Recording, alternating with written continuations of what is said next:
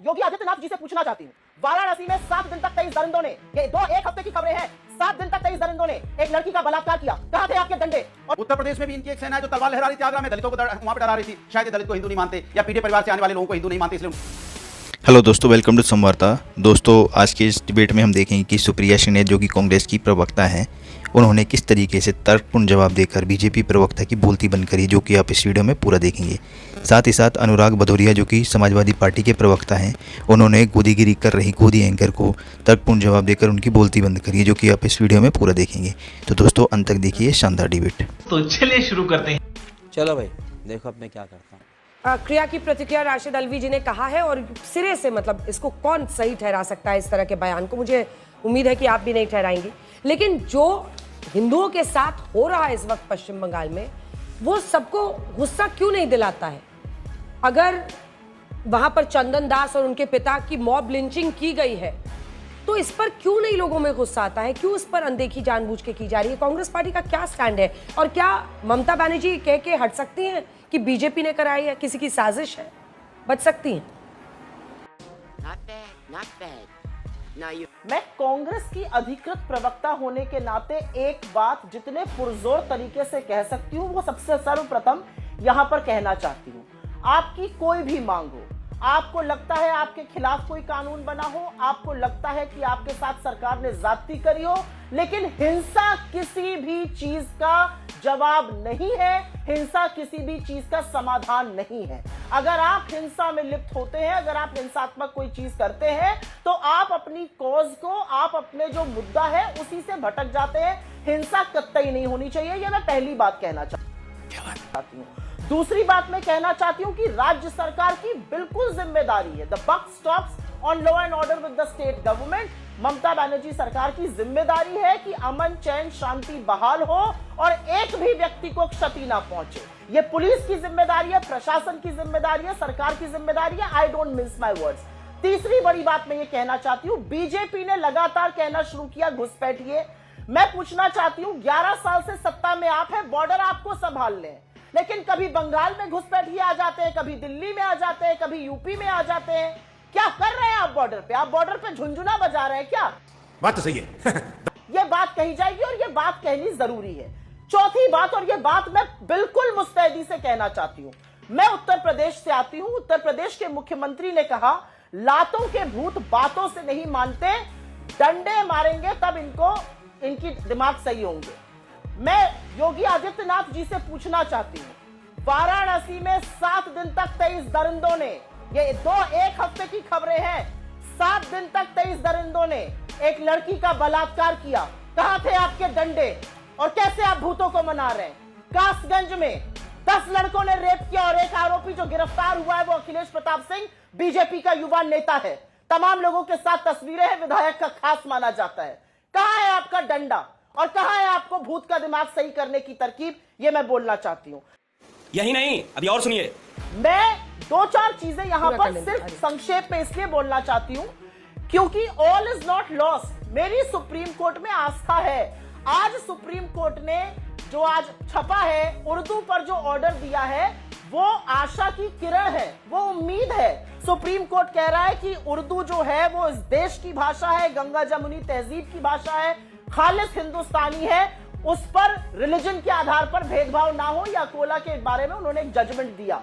और ये जो सारी पद्धति है ना अंजना जी, जहां पर कपड़े पर, भाषा पर, खाने पर रिलीजन देखी जा रही है, धर्म देखा जा रहा है, वो सर्वथा गलत है। और 10 सेकंड में मैं ये बात जरूर कहना चाहती हूं, मैं उस देश की नागरिक हूं, मैं उस देश की वासी हूं जहां पर रसखान ने कृष्ण पर क्या लिखा, जहां पर रहीम ने राम पर क्या लिखा, जहां पर कबीरदास ने हरि पर क्या लिखा। मैं उस देश की वासी हूं। मैं उस देश की वासी नहीं हूं जहां का प्रधानमंत्री एक मंच से खड़ा होकर कहता है कि एक समुदाय विशेष पंचर बनाता है, या वो मंगलसूत्र आपका चुरा लेगा, या वो आपकी भैंस चुरा के भाग जाएगा, या वो कपड़ों से पहचानते हैं। ये जो पद्धति है, इसको बंद करना पड़ेगा। अगर ऊंचे मंचों से, अगर बड़े लोग, अगर बड़े बड़े पदों पर बैठे हुए लोग हिंदू मुसलमान में आग लगाने की कोशिश करेंगे, तो जो देश में हो रहा है उसको हम और आप ठीक है, नहीं छोटा रोक सा पाएंगे। जवाब। मेरा अपना मानना है कानून व्यवस्था को सुदृढ़ चलाना राज्य सरकार का काम है, लेकिन जो बात बीजेपी के बड़े बड़े नेता, बीच में मत बोलिए क्योंकि बोलिए बोलिए बोलिए बोलिए बीच में मत, अर्चना जी ये गलत बात है, मर्यादा रहनी This is- बोलिए, पूरा कीजिए सुप्रिया जी। और अंजना जी मैं एक बात यहां पर जरूर कहना चाहती हूं। हाँ। आज जो सुप्रीम कोर्ट के ऑब्जर्वेशंस थे और जो टिप्पणियां हुई, मुझे लगता है आप वो आगे लीजिएगा। बिहारियों की अस्मिता पर यह व्यक्ति ना बोले। क्या बात है सर, क्या बात है सर, क्या बात, ये बात है। सुप्रिया जी अब आप जवाब दे दीजिए, उसके बाद मैं तीनों मेहमानों के पास जाऊंगी। ये इनका हाल है। असलियत ये है कि कासगंज और वाराणसी पिछले 72 घंटे में ये कांड हुए, उस पर एक शब्द नहीं बोल सकते। आईआईटी बीएचयू में सोशल मीडिया के लड़कों ने लड़की का गैंगरेप किया था, उनको माला पहनाई गई जब वो निकले। गुजरात में भी यही किया गया था, बिल्किस के अपराधियों के साथ, दोषियों के साथ। यहां पर बोला गया 1 घंटे में क्या हो सकता है, 1 घंटे में डिमोनेटाइजेशन हो सकता है, सारी अर्थव्यवस्था को खत्म किया जा सकता है, 1 घंटे में पूरे देश में लॉकडाउन लग सकता है, चिलचिलाती गर्मी में करोड़ों लाखों मजदूरों को पैरों में फफोले और छाले लिए पैदल चलवाया जा सकता है, और सुप्रीम कोर्ट में उस पर झूठ बोला जाता है कि एक भी व्यक्ति नहीं। 1 घंटे में कानून बदले जा सकते हैं। आपकी जो भावना है आपको वो सामने दिख रहा है, 1 घंटे में कानून बदला जा सकता है, और कानून बदलना विधि का काम होता है, पार्लियामेंट में किया जाता है। आप क्यों गलत समझते हैं? आपके मन में क्या चलता है हमें नहीं पता, लेकिन यहां पर मैं एक चीज जरूर बोलना चाहती हूं, और ये बोलनी चीज जरूरी है। जो आज सुप्रीम कोर्ट में टिप्पणियां हुई, उन टिप्पणियों पर चर्चा होनी चाहिए। सुप्रीम कोर्ट ने सरकार के सॉलिसिटर जनरल से 2 टूक पूछा कि क्या आप हिंदू एंडाउमेंट्स में और हिंदू ट्रस्ट में मुसलमानों को या गैर हिंदुओं को लेंगे। उनके पास जवाब नहीं था। यही बात हमारे मुसलमान भाई और हम लोग उठा रहे हैं लगातार कि जब राम मंदिर हो गया या जम्मू कश्मीर चैरिटेबल ट्रस्ट हो गया, वहां पर है एलजी जो है एक्स ऑफिशियो चेयरमैन रहेगा अगर वो हिंदू है, अगर वो हिंदू नहीं है तो कोई दूसरा ढूंढा जाएगा। राम मंदिर ट्रस्ट में डीएम तब बनेगा कमिटी का मेंबर अगर वो हिंदू है, अगर वो हिंदू नहीं है तो एडिशनल कलेक्टर बनेगा, वो नहीं है तो कोई और बनेगा। यह सवाल पूछा। तमाम सिख भाई जो पिटीशन लेकर सुप्रीम कोर्ट पहुंचे, उन्होंने क्या कहा? आज आप उनके साथ कर रहे हैं, कल आप हमारी शिरोमणि गुरुद्वारा प्रबंधक कमेटी के साथ कीजिएगा। अगले दिन ही आरएसएस के ऑर्गेनाइजर ने लिख तो दिया था कि क्रिश्चियन लैंड का भी अवमूल्यन अब होना चाहिए। असलियत यह है कि सुप्रीम कोर्ट ने 3-4 टिप्पणियां करी है जो सरकार नहीं, फिर आप दोनों की दिक्कत तलब है। बीच में अंजना जी पूरा कीजिए जल्दी पूरा। सुप्रीम कोर्ट ने 3 टिप्पणियां करी है, हिंसा पर भी कहा है। सुप्रीम कोर्ट ने 3 टिप्पणियां करी है जो बहुत दिक्कत तलब है सरकार के लिए। एक टिप्पणी नॉन मुस्लिम्स को लेकर की है, एक टिप्पणी जो कलेक्टर के पावर को लेकर की है। जजमेंट का जो इंटरिम आएगा वो देखा जाएगा, लेकिन सुप्रीम कोर्ट का ये कहना कि जब तक ये केस चल रहा है कलेक्टर ऑटोमेटिकली गवर्नमेंट लैंड नहीं बन जाएगी कोई वक्फ की लैंड, और ये कहना कि जिस पर हमने ऑर्डर कर दिया है वो डी नोटिफाई नहीं हो सकता, ये सरकार के लिए दिक्कत तलब है। ये कॉन्स्टिट्यूशनल मैटर पर 2 दिन लगातार हियरिंग होना अनप्रेसिडेंटेड है। मुझे सुप्रीम कोर्ट में आस्था है, और बिल्कुल आस्था है। आपके कहने से सुप्रीम कोर्ट में हमारी आस्था न बनती है न बिगड़ती है। क्या बात है सर, क्या बात है सर, क्या बात, ये बात है। आप एक सेकंड अनुराग जी, आप ठीक है, आप योगी सरकार को आप टारगेट कीजिए, लेकिन इस वजह से जो हिंसा बंगाल में हो रही है उस पर क्लीन चिट देना कैसे सही ठहराया जा सकता है? मतलब जो हिंदू पीड़ित परिवार है उनसे मिलने के लिए कोई नहीं जा रहा है, लेकिन इमामों के साथ एक बड़ी सभा की जा रही है और वहां पर हर किसी को जिम्मेदार ठहराया जा रहा है राज्य सरकार की तरह। ये सही है अनुराग जी? रुको जरा, सब्र करो, बोला धक्का बुक्की नहीं करने का, आराम से लेने का। हाँ देखिए अंजना जी, कमाल है इस देश में आजकल जब से बीजेपी आई है। ये कैसी सियासत है मेरे मुल्क पे हावी, इंसान को इंसान से जुदा देख रहा हूँ। किस तरह का हालत बना दी भारतीय जनता पार्टी ने। इनके ही एक नेता है ना भारतीय जनता पार्टी के अध्यक्ष सुकांत मजूमदार, वो क्या भड़काऊ भाषण दे रहे हैं कि भाई अगर 70% हिंदू तलवार लेके निकल पड़ेगा तो क्या होगा ममता जी।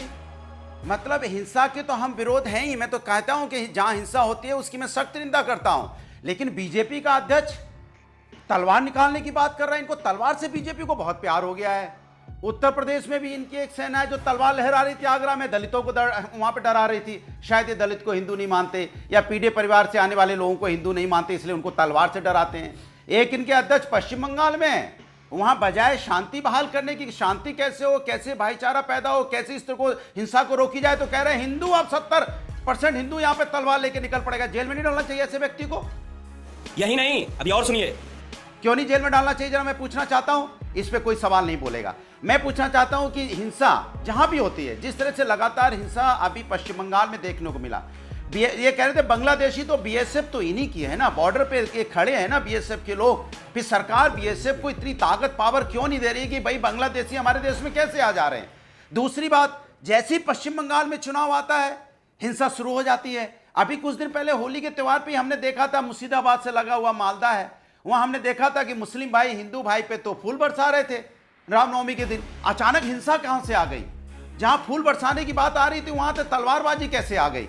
ये मुझे समझ में नहीं आ रहा कि भारतीय जनता पार्टी को अच्छा देखिए मजेदार बात, जहां भारतीय जनता पार्टी की सरकार उत्तर प्रदेश में, यहां तो दंगा रोक नहीं पा रहे हैं, लगातार दंगा देखने को उत्तर प्रदेश में मिल रहा है, लगातार तलवारबाजी उत्तर प्रदेश में देखने को मिल रही है। इसी तरह हरियाणा में इनकी सरकार, वहां दंगा देखने को मिल रहा है, दिल्ली में इनकी सरकार, यहां दंगा देखने को मिल रहा है, महाराष्ट्र में इनकी सरकार, वहां दंगा देखने को मिल रहा है। तो आप बताइए, आप पश्चिम बंगाल में चूंकि चुनाव आया है, मैं फिर कह रहा हूं, मैं हिंसा की निंदा करता हूं और हिंसा इस देश में हिंसा की कोई जगह नहीं है। अगर हमें अपनी बात कहनी है तो लोकतांत्रिक तरीके से हम अपनी बात कह सकते हैं, लेकिन हिंसा जब होती है तो भारतीय जनता पार्टी की जिम्मेदारी बनती है ना।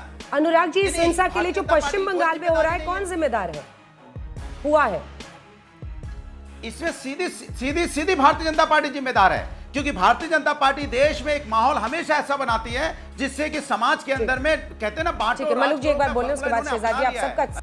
तू समझा? हाँ। नहीं, तू समझा नहीं। अंजना जी, मोदी जी कहते हैं गरीब मुसलमानों के लिए बिल लाया गया है, योगी जी कहते हैं हाई राइज बनेगी, इंडस्ट्रियलाइजेशन होगा, तो ये क्या मसला है? क्या दोनों एक दूसरे से बात नहीं कर रहे या बिल की कुछ मंशा ही और है? पहली बात मैं ये कहना चाहती हूँ, मैं यूपी से हूं ना, तो मैं उत्तर प्रदेश की एक और बात कहना चाहती हूँ। 24 मुसलमानों ने बेचारों ने एक काला बैंड पहन लिया प्रोटेस्ट में, उन पर 2 लाख का जुर्माना लगा दिया। करनी सेना के लोग तलवार निकालकर नंगी घूम रहे थे, उन पर कोई कार्रवाई नहीं हुई उत्तर प्रदेश में। खत्म,